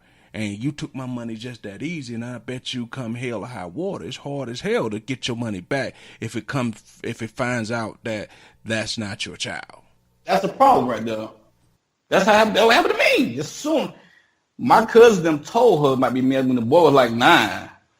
They claim they sent some paperwork to an address I didn't live at no more.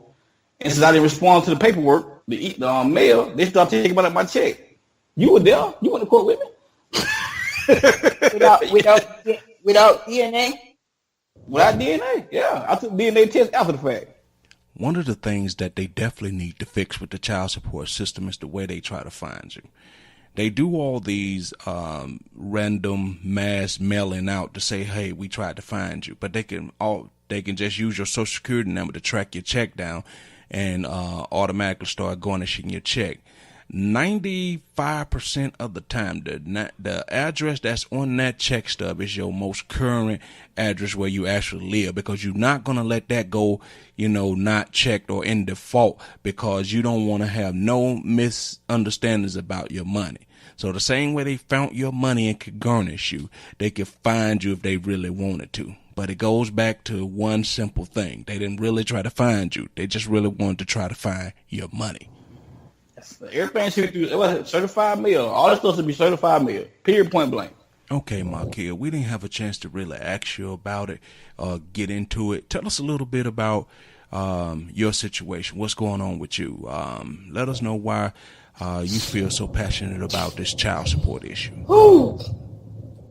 My thing is, and my situation is kind of a little bit different. I jumped into a relationship not really knowing it like that. And that's my fault. It's a lesson learned. But still, like I said before, it shouldn't matter where the income is coming from.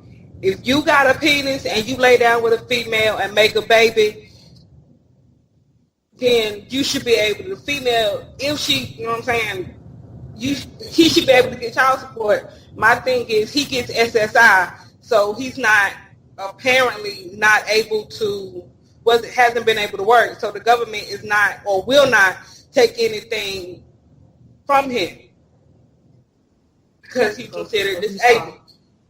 Or he found a loophole. Shouldn't matter. He made a baby. Mm-hmm.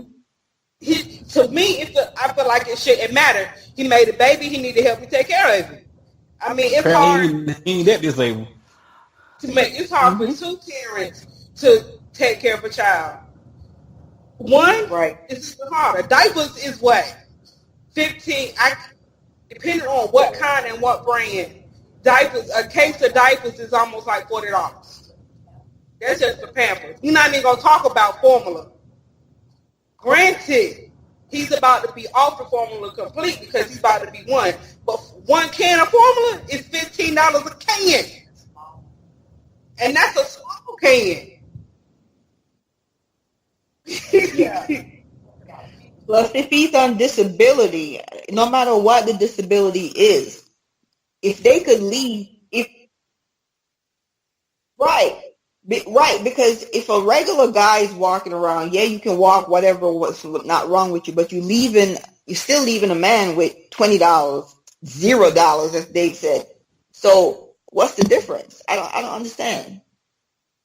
I don't get it. I mean, I said, he get 20 and get a case of diapers. Like, for me, the kind that I get, the brand that I get, I can get a case of diapers for 15. So you give me 20, that's a case of diapers for a month, and I'm good. The problem with the whole system is, and I just want to go back to what Dave said about how they don't care about the kids. If you have your case originally in one state and it get moved to another state, do you think that Florida is going to let Georgia collect all the money and not get anything from it? When they switch out the cases, I'm pretty sure they have some type of agreement where they say, okay, we're going to collect this money, but we're going to need for you guys to give me 10% of the funds, because everything that they collect in child support does not go directly to the people who's collecting the child support. If they're collecting maybe $700 a month out of your check, the woman is not going to be receiving a check for $700 because they're going to get stuff off top of it. Administrative fees, people's salaries got to get paid. They hold a little sum in escrow. So just remember, it's definitely not about the kids. It's about them trying to make money, period. I told the guy up there, I talked to the guy on the phone. He asked me, how much y'all owe Georgia? I talked to people in Florida who took the case out. I owe Florida one amount, but somehow I owe Georgia about $3,000 more. And he said that he told me that ain't right. I got to look into this. But Georgia tried to tack on $3,000 onto my case. But to show you that the system don't really give a fuck about the kids. When my child support payment was shut down because he stopped working to avoid paying child support, the system realized, okay, you have nothing for me to take. I never got a letter. It just so happened that me and him communicate, and that's how I know what was going on. They never once sent a letter to say, excuse me, you're not going to get anything else because blah, blah, blah. They just forget you exist. I have yet to get a letter from the system saying anything. If I didn't talk to him, I wouldn't know what's going on. So how much do they really care about the kids? But see, the thing is, with locking them up, the child's still not going to get child support because he locked up. Are taking the license and everything else. You bury him so deep in a hole he can't come out of it. Wait, I was saying to at some point, no offense, it got to be a cutoff because my uncle died in his 60s. His kids were all in their 30s when he passed. All of them in their 30s when he passed. And they still got him for child support. He had a license. He had a license in the 70s or the 80s. Not one license. But all the cost of child support. At some point, you got to just talk to the game and say, listen, them kids 30 years old. It's too late. Ain't nothing to do about this. It's too late. Now, when it comes to this child support, what I had to learn was that child support pays judges' salaries. Child support is where they draw from the judges' bonuses and things of that nature. So when you get a judge, they are more apt to place an order for child support because they know directly those funds are coming, going to contribute directly to their salary, directly to their bonuses and things of that nature. And like I said earlier, sometimes if you're paying a woman $700 a month or paying a man $700 a month in child support, that doesn't mean you're going to get the full $700. And I've had cases where women have said that I know for a fact that he made the payment, but I still haven't received any money. He made the payment 2 months ago. So before you receive anything, it's held up somewhere being used for their benefits and not yours. Mm-hmm. Because I spoke to my ex the other day and he said he paid them some money. I have yet to hear from them. So the money's sitting in the system right now. You got a card, caller? Huh? You got the card? I got the card, but if he mentioned that he put money, I wouldn't even know because they don't notify you of anything. No, they don't notify you. It just be on the card. Yeah, but when you go so long with nothing on the card, you kind of don't check with the card no more. So, how many women are sitting there thinking they have no money and don't realize there's money on it? That's true. All right, Carlotta, let me ask you, in a perfect world, whether it be realistic, idealistic, or just flat out wishful thinking, what would you like to see changed in the child support system? I mean, we're going to kind of wrap the show up and kind of get everybody final thoughts. I don't know if my kid's still with us, but we're going to try. If not, we appreciate having her on the show. But let's wrap it up. Give me your final thoughts on child support, Carlotta. Yeah, they need to change the system where you recalculate these percentages, how you come up with these numbers of how much these people owe. I understand how much you say they owe from their check, but when you add on old money with current money, that's too much. You're killing people. You know, that's like the mob coming in and saying, we're going to charge you 99% interest rate. That's outrageous. And they need to also do something about these young girls that are running around and using the system to punish guys. You know, you're laying down with somebody you really don't know, and then you try 5 different names, find one, and then all of a sudden you got him on child support. You got 4 or 5 guys paying you child support. You're not working. They're the ones that the system is really benefiting. So they need to cut down on all these people that are abusing the system. I was going to say the jump on top of that. She need to, when they calculate your money, can they calculate my money after taxes, please? Because that's the money I really make. I don't even know what to start with, how to fix it. I don't know. I go back to, if you go send me something through mail, it need to be certified.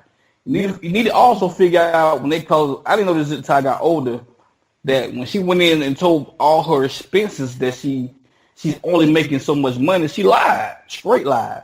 But I didn't know that until years later. So they need to have proof that what they saying is true on court documentation. You know what I'm saying? She just straight lied in court. Say her family only bringing in $1,000 a month. So they penalize me for that. They got a lot of stuff, man. They got to sit here and just, oh yeah, nothing they need to do is when a woman, I say this here, when a woman, anybody file for child support, automatically joint custody should be added into that. It should be factored in because the parent or whoever should be able to see the child whenever. They can't just say, here go money, but she also can control when you can and can't see the kid. He or whatever side is on. So it should just factor that in automatically. It should be put something in the place where, you know, I get the kid every other weekend or every other summer. Something got to be put in place. It just can't be one-sided. That one part walk away with every damn thing. They got to do something else about that too. And stop suspending people's license and all that crap. It like I said, it hinders folks. You know what I mean? It really does. You already gonna take the tax. File for tax, you gonna take the tax money. Take money out my check as it is. You get the money gonna come to you. Stop trying to, you know, I need to suspend people's license. That don't make no sense at all. I would say retarded, but I'm trying to stop saying that word. Because reality is, how many men are going to be motivated to keep working if you're coming home with $20 a week and you know at the end of the year you're not even getting a tax return? And getting tax back. That shit hurt. Why would they keep working? So of course they're going to dodge the system. Because whatever state you may be in, let's say Florida, when I found out I had a kid, they told me I owed back child support, which was automatically $12,000. Mm-hmm. I ain't know I had a kid. She didn't even know he was mine. And you can't. I'm a granddaddy now. You can't take the word of a woman that's coming in angry. You can't just let them just make up numbers and you write it down and say it's fact. As I said earlier, I just think when it comes to the system, the same way we control everything, the same way you can determine whether you could use certain debit cards. They can't. As I said with my job, you can only use it in a medical environment. If you use it somewhere else, they will send you a letter saying you need to bring a receipt to prove it. If you can't prove it, you have to pay it back. All right, guys, we're going to leave it right there. That's going to do it for today's show. Thank you for tuning in to the Random Select Podcast right here on Atlanta's new underground station, Beat Break 87 FM, where music and talk radio lives. Until tomorrow, guys. This is Atlanta's new underground station. How you doing? This is Wood Harris. Hi, this is Jasmine Guy. What's going on in Atlanta? This is Clifton Powell. Hey guys, it's Niecy Nash from TV Land's The Soul Man. This is Cat Williams. Check this out. This is your boy RL from NEXT. Hey everybody, it's your girl Lunel. What's up, ATL? It's your girl Ken of Atlantic Records. Hi, I'm Taraji P. Henson. WBS 87 Atlanta, WAEN FM Atlanta, WBHH, and on iHeartRadio, home of the Beat Break Morning Show with Sean Garvey, DJ Rollum, and the Wake Up Ladies. Beat Break 87 FM, where music and talk radio lives. Streaming online at BeatBreakRadioFM.com. Download the TuneIn app to hear Beat Break 87 FM on your mobile device and listen to the Beat Break Morning Show. Weekday mornings only on Beat Break 87 FM, where music and talk radio lives. What's up, ATL? Make sure that you check out the D Here Radio Show on Beat Break 87 and BeatBreakRadioFM.com. Hey world, it's your man Precise, and I have great news. The Precise Music app is finally available for your iPhone, Android, and BlackBerry through Amazon and other app stores. That's Precise Music. Music is spelled with a Z. Go get it for all things Precise. Powered by BlackVibes.com. I tried to put it off, but I can't. It's on me. Tried to blame the other man, but I can't. It's on me. Stay in tune. That's Precise Music. Music is spelled with a Z. We specialize in creating mobile apps for the entertainment industry. Go to bvmobileapps.com, click Get Started Now, create your account, choose your package, upload your content, and click Submit. BV Mobile Apps. Make it easy. Make it mobile. Listen to Beat Break 87 FM on the go. Download the Beat Break 87 FM app from the app marketplace, including Amazon, Google Play, and the App Store. View photos, videos, and Beat Break 87 shows on your mobile device. Download the Beat Break 87 FM app now for free. He has performed on stage in front of thousands of poetry lovers. He has sold out shows and rocked the crowd with the best poets in the industry. Welcome to the stage, spoken word artist Patrick Duncan, better known as the Preacher Man. I am Benjamin P. Montgomery. I invented a boat propeller. I am the former president of South Africa, Nelson Mandela! Critically acclaimed spoken word artist, poet, writer, and the creator of Black on Purpose poetry TV series Wordplay. Patrick the Preacher Man Duncan is coming to a venue near you. Why is the only time we can come together as a nation? It's when there are acts of insanity, chaos, or devastation. Stay tuned to Beat Break 87 FM for updates on Patrick Duncan's upcoming arrival to your city. Visit cdbaby.com/CD/Patrick S. Duncan to order his latest album, What's Going On. Available online, including CD Baby and iTunes. I want this high to have no affiliation to a political party. I want this high to be spiritual. For more info, go to BeatBreakRadioFM.com. Wake up weekday mornings to the Beat Break Morning Show and nod your head in bed to the 360 Mix Show. Weeknights on Atlanta's new underground station, Beat Break 87 FM, where music and talk radio lives.